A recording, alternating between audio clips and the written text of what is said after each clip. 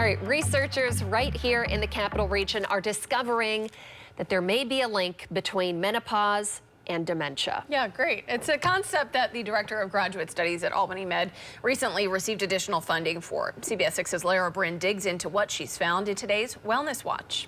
Dr. Kristen Zuloaga's menopause and dementia research at Albany Med started because of a personal connection to the disease. I'm very interested in the vascular form of dementia specifically because my grandmother suffered from that. And her husband's grandmother suffered from Alzheimer's disease. When she looked at her own family and considered how many more women face Alzheimer's and dementia than men, it got her thinking. Since 2/3 of those with dementia are women, there must be some risk factor that is causing this difference. That's what led her to explore menopause. Dr. Zuloaga recently received a $4 million grant from the National Institutes of Health to continue researching the link between menopause and dementia, something she's been looking into for 5 years now. What she's found so far? In our models of vascular dementia, that there's accelerated progression of the dementia, more pathology in the brain after menopause. She believes some of that may be attributed to the natural loss of estrogen that happens during menopause. Now Dr. Zuloaga is working on a treatment that would involve giving women estrogen through a patch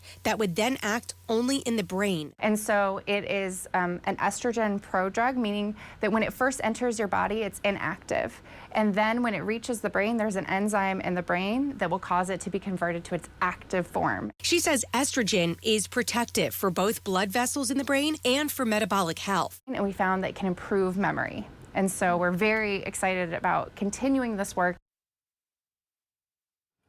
And with this additional $4 million grant, she'll now be exploring this not only with vascular dementia, but also with Alzheimer's disease and those who suffer from both forms together. And this research is still in its very early stages. She estimates it's going to likely be about 10 years before they get going with all the clinical trials.